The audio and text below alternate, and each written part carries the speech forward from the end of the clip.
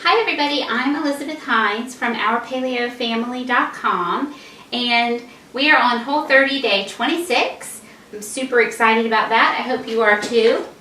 And tonight we're having a dish that I'm hoping will seem familiar to you if you've been following along at all with our series, because we basically had this same dish last week this time. And tonight it is nut-crusted chicken, and this is on my blog already. I posted this recipe last year. It's called Crispy Nut-Crusted Chicken, Paleo and Whole30. It's totally Whole30 approved as is. And we did this very similar dish with fish with red snapper last week. Our coating was pecans, and I used some Cajun seasoning, and it was amazing. It was so very good. And we had company, one of my son's friends, and he loved it. He asked for seconds and thirds, and so we ate it all up. And so tonight we're going to have the chicken version, which the process is the same, the coating is basically the same, we just have a little bit different seasoning. And so I've done some of the prep ahead of time, and all that we're having with this chicken is a great big salad. It's as simple as that. So I'm going to start by making my crispy coating that goes on the outside of the chicken. And so I have about 1.5 tablespoons of ghee. My recipe calls for 2 tablespoons. I just poured a little bit in. So 1.5 tablespoons to 2 tablespoons, and a shallot. Actually, it's 2 pretty small shallots. So we'll just get those cooking, and once they get going and sweat out a little bit of their liquid and mellow out a teeny bit, I will add in my garlic, which is 2 garlic cloves. I had out my little, this is the little part, I don't know what else to say, the small blender that came with my big blender. So usually I use my mini food processor, but somebody that I love very much broke it, and I haven't been able to order a replacement yet. So I've been using this little part of my blender, and it works essentially the same way. I think that the food processor, the little Cuisinart chopper, will chop things a little bit more finely, but it's doing basically the same job. So I had it out to chop the nuts. So I went ahead and I chopped my shallot in there, I chopped my garlic in there, and unlike the fish, we also have some coconut in this dish. So if you're going to make this, when you buy your coconut, make sure you don't get your coconut, probably, at least this is how it is at my store, from the baking aisle. There's that blue bag of coconut, because that is sweetened. There's a lot of sugar in it. So probably in the natural food section of your store, or stores that have a bunch of bulk items, you can find coconut there that should just be coconut. There should be nothing else on the ingredient label. And I can only find it in fairly large flakes, which is actually kind of a fun snack. And so I need to grind that down. So once my shallots cook a bit, I'll add my garlic, and then I'll add in my nuts and my coconut, and I'll get that all toasty. And once it's toasted the way I like it, I'm going to add it to the rest of my dry ingredients, which include the zest of 1 lemon, some dried thyme. My fresh thyme completely died earlier this summer, so I only have the dried, and some salt and pepper. So that's going to be my outer coating. Oh, I need one more pan. Oh, here it is. My wet portion is an egg, some Dijon mustard, and water. And I was down to the end of my Dijon mustard, so instead of wasting what was left in here, I just poured water in my Dijon mustard container and shook it up. And so I needed about 1 tablespoon of water and 2 teaspoons of Dijon. You just don't want to use too much, because the Dijon can really have an overpowering flavor. That was really watered down. About 1 tablespoon of really watered down mustard. So that will be my wet layer. If you recall, we will dip our protein in just some plain arrowroot, and then the wet, and then our outer coating, which will be the nutty part. We're simply going to cut this. So I've taken the zest off the outside, and I'm going to cut it into wedges and I'll serve that with my chicken. And some people may like it and some people may not. But actually a squeeze of this fresh lemon is really tasty on the fried crispy chicken coating. So I can start to smell these. I'm smelling the ghee. I have my heat on about medium high. So I want to keep an eye on this and make sure it doesn't start to burn. And in order to get a good coating that will stick on my chicken, I want to start with the base of arrowroot, and I need my chicken to be dry. So I just have a few pieces of paper towel here, and I'm going to lay my chicken out. A couple pieces were a little bit frozen still, and they've sat here for about 15 minutes, and so they've completely defrosted, and there'll be some extra liquid hanging around that I want to get rid of. And there's always like this extra little piece like this, which is perfect because you go ahead and coat that piece just like all the rest, and that becomes your tasting piece, your sample piece. Alright, so I'm going to pick up the top 2 layers of that. Use this bottom one to wipe out this pan so it's dry. I try to always have my Clorox wipes right on the counter when I am working with chicken or any kind of poultry, but I forgot, so I'll have to grab that out. So I'm going to leave my chicken on the paper towels until I'm ready to dip it in the arrowroot. It just works better that way. The arrowroot will kind of get gummy if you coat it ahead of time. So I want to do all my coating, bam, bam, bam. This one, that one, and then get it in the pan. All right, so I'm going to wash my hands and then keep working on my coating. I'm going to turn that down a little bit. It's gotten going. It's brown, but not burned, which is great. I'm going to add my garlic and stir that around for just a minute or two, because I definitely do not want my garlic to burn.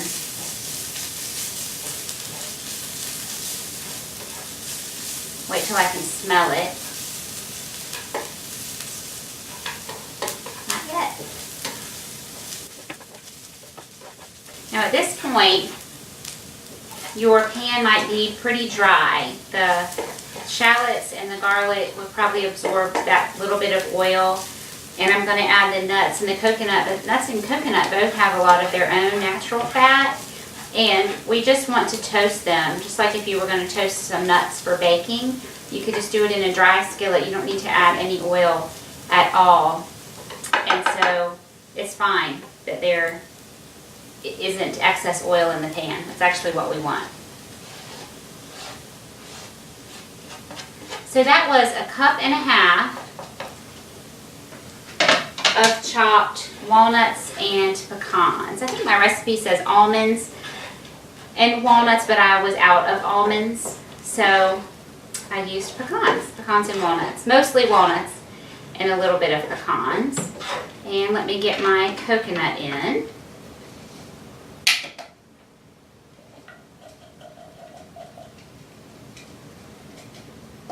Coconut adds a great extra little punch of flavor and actually a little bit of sweetness, which is nice, a little bit different. And the lemon zest adds a great flavor to this. Don't leave out the lemon zest. If you don't have a shallot but you have an onion, go ahead and use an onion instead of a shallot, but don't leave out the lemon zest.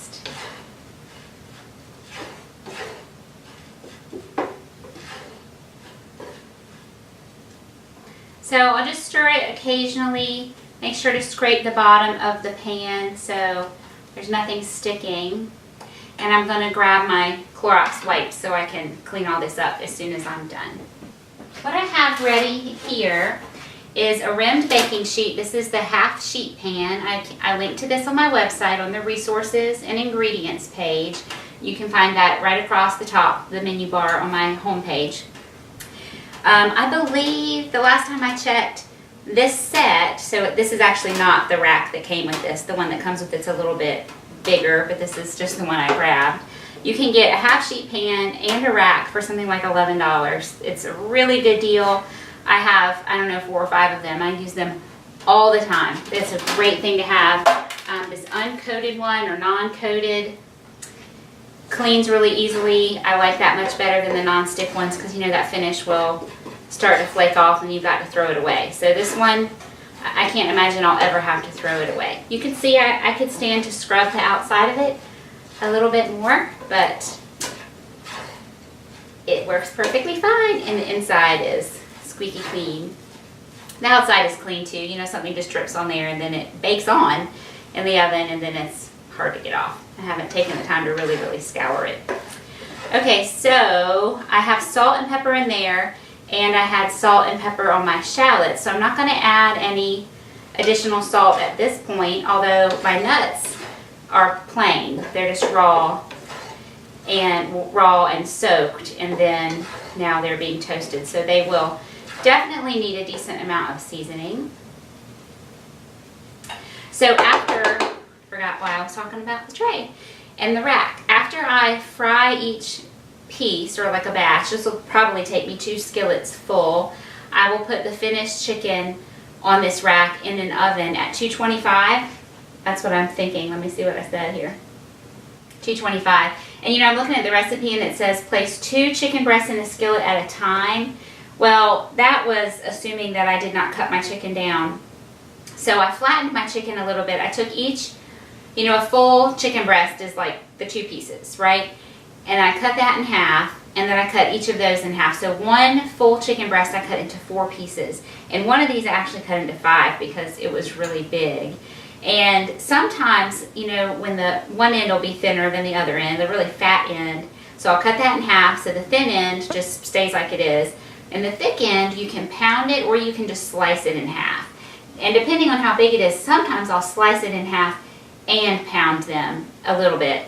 So I had sort of a combination here of pounding and slicing, but I've ended up with chicken that is about a ½ inch thick, and each piece is about the size of the palm of my hand. So that makes a decent serving size. And that way, when it's smaller, you get more of this yummy coating around each piece of chicken. And you know, the kids are getting omega-3s. Well, all of us are. I'm thinking about my kids and their fish oil consumption because they don't want to take the fish oil supplement that I bought. But walnuts actually have omega-3 fats in them. So this is a great way to squeeze in some of those healthy fats for your kids. Of course, the coconut is also full of healthy fats. So if you're doing a ketogenic diet, this would be a great meal for you. There is the little bit of starch in the arrowroot, but it's not significant. So I'm just being real careful to get this to toast and not burn, and I'm going to smell it. I've been noticing as I preview my videos before we post them up on YouTube that I smell my food a lot. I was like, well, I didn't realize I did that so much. It looks kind of weird, but I can tell when it's ready by how it smells. Like, that's really smelling toasty, but I think it needs just a teeny bit more. But if it wasn't smelling toasty at all, I would know that I had a long way to go. But this is not a step where you want to walk away, because it can go from not done to way overdone in a very short amount of time.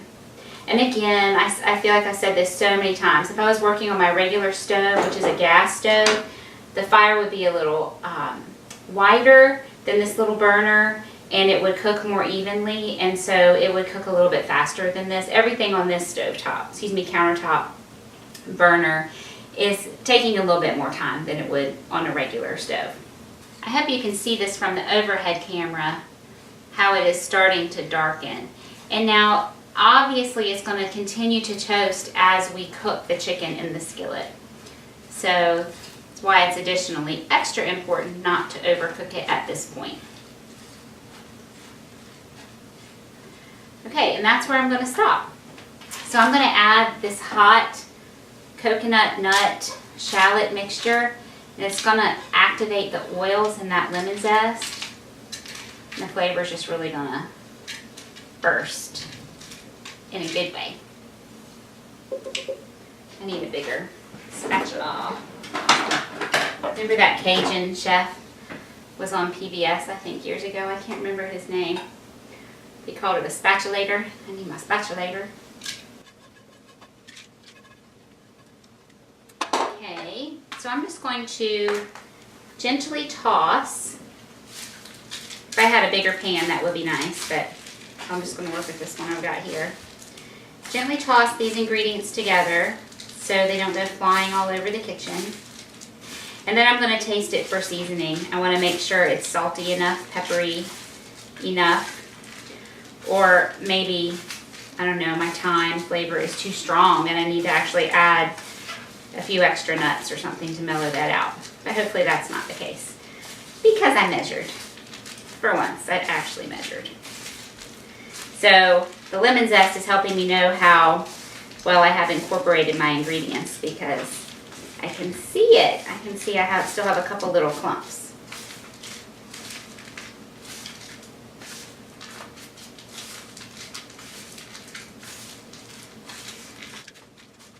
Looks good. Okay, I'm going to clean out this pan. Okay, I cleaned it out. I dried it out. I'm going to use my avocado oil. I might also cook this chicken in my palm shortening, but I am running a teeny bit low on that. I'm afraid I'm going to knock that off. So I'm going to use my avocado oil because I have plenty. So here we go. A wet hand and a dry hand.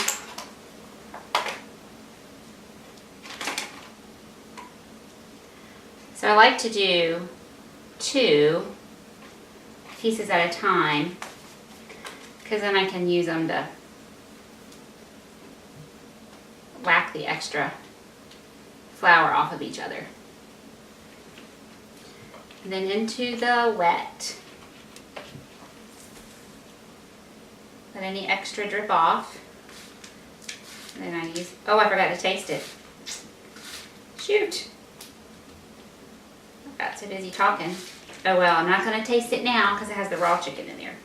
But I'll taste my little sample piece. Okay, so I just dropped a little bit of my nut mixture in there, and it didn't sizzle or anything, so it's not hot enough. I don't want to put my chicken in there until my oil is warmed up. Ooh, that's hot. Don't worry, I'm being careful that I don't touch the Clorox wipes. Whew.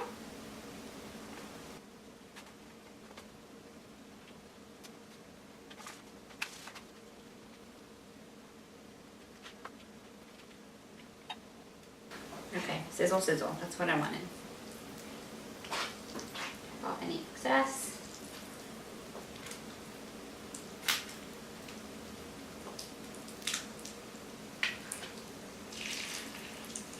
Can you hear that? That's what we want. Sizzle, sizzle.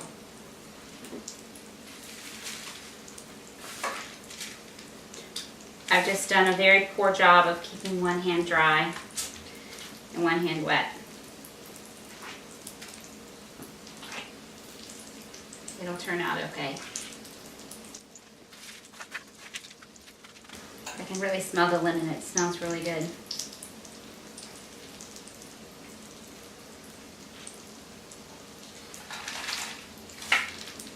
So I just started watching this show on Netflix called Heart of Dixie. And I don't know if you've watched it. It kept showing up in my recommended for me, and I just ignored it because I thought it looked kind of goofy. And I finished my Gilmore Girls. I finished Parenthood. I finished all my other series. I thought, oh, I'll give this a try. And it's a cute little show. It's kind of goofy, but I like it. But it's set in this really southern town in Alabama, I believe. And one of the main characters, her name is Lemon, as in the fruit. So every time I am cooking and I'm talking about lemon, now I'm thinking about Lemon Breland from Heart of Dixie. It's a cute little show. That little piece needs to be ripped off. Get a little strange shaped piece like that. It's just gonna kind of be a pain to work with, so I just went ahead and ripped it off. It'll be like a little chicken strip.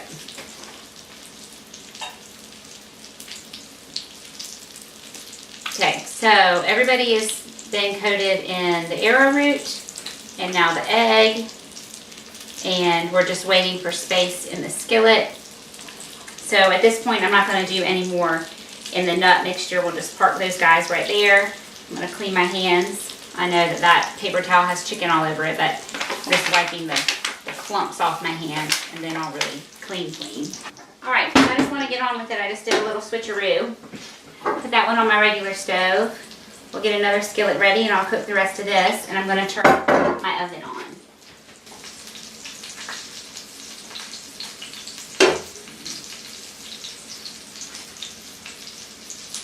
Okay, that's heating up. So I'll go ahead and bread this piece.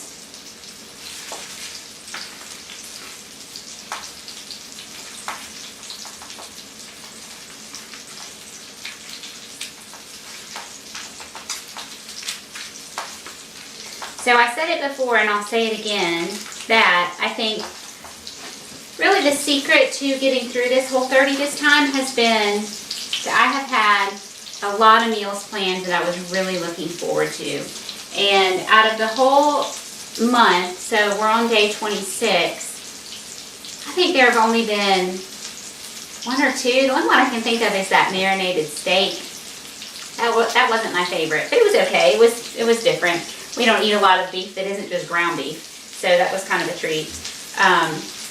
But all the others I can think of have just been so good and satisfying, and some have been fast, like the quick tacos from way back in the first week, and some have taken a little bit longer, like the chicken pot pie.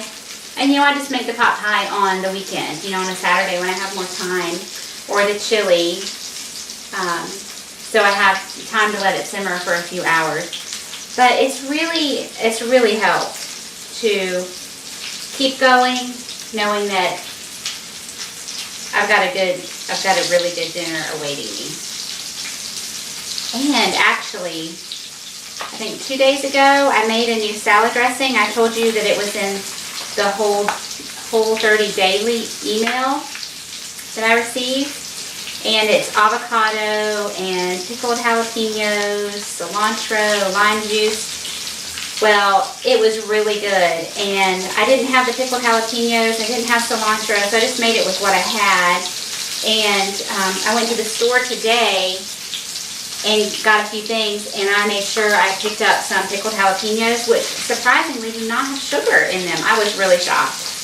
And some cilantro, and I made another batch of it, and y'all, it's just like guacamole salad dressing. It's so good.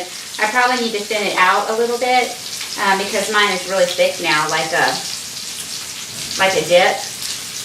But hey, there's nothing wrong with dip. It's actually what I had for lunch. I had some cucumber slices dipped in that avocado dressing, and it was delicious. Okay, I'm gonna flip my other chicken. So my daughter is mad at me today because I cut her hair. Do y'all ever have that problem? My son and my husband are always begging me to cut their hair, but she wants it to grow long, very, very, very long, and I have not cut it for a year. But you know, when you don't cut your hair for a year, it starts to get kind of damaged. It needed to be cut. She was trying to bribe me, all sorts of negotiations. But you know what? I'm not negotiating with you. We are cutting this hair. So we had this little talk about vanity and pride while she was getting her hair cut. And I am respectful of the fact that she wants to keep it longer.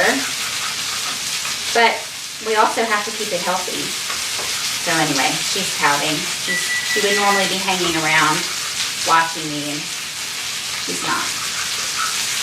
This evening. That's it. She'll get over it.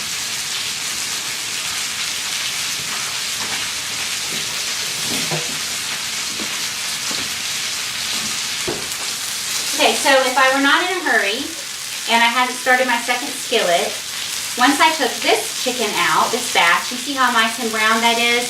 It almost got away from me when I had my hands all in this mess. This is fine, but it was a couple seconds from being not fine. So you see all of this, it's really dark. You do not want to go ahead and fry your next batch of chicken in that. So you would need to take a paper towel and wipe it out, put it in the trash can, and then start fresh with some new oil. Don't recook in that. All right, so this one's going now. I'm gonna switch it over here. And these are just gonna go in the oven to finish cooking through and then to stay warm and crispy. And by being on this rack, the chicken's not sitting on this pan, and so it's not gonna get soggy on the bottom. It'll stay crispy on the top and the bottom.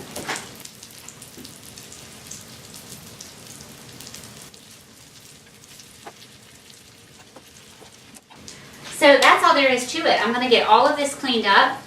I'm gonna finish cooking my second batch of chicken. I'm gonna get out my big box of salad greens and put together a nice big salad for us. And I'll show you the finished product when we're all done. Okay, my chicken's been in the oven for, I don't know, 10 to 12 minutes, and it should be done. But I'm going to just cut in half the biggest piece, the thickest piece. I think these guys are tied. And just make sure it's cooked all the way through. Can you see how crispy that coating is? It's beautiful, beautiful. All the way done. Give my husband this nice big piece. And a nice wedge of lemon on the side. And I don't know what kind of salad dressing he wants, so I won't dress his. And here's a nice piece of chicken for me. Piece of lemon for me. And I want this avocado dressing I was telling you about. It is so good. It's nice and thick, and I might actually add a little bit of water to it to thin it just a little bit. But it tastes like the best guacamole you've ever had. It's so good. I think I want to just eat a whole bunch of raw vegetables just so I can dip it in this dressing. So that's our dinner for day 26. The chicken was a teeny bit involved, but really not hard, and it's delicious. And we don't need to have anything else fancy. So just a whole bunch of salad greens. You can put whatever vegetables you want in your salad, but it's towards the end of the week, and this is all we have left is a variety of greens. So that's what we're having, and we'll feel super satisfied. This recipe is up on the blog. It is called Crispy Nut-Crusted Chicken, Paleo and Whole30 approved. And I'll see you back here tomorrow for day 27. Bye.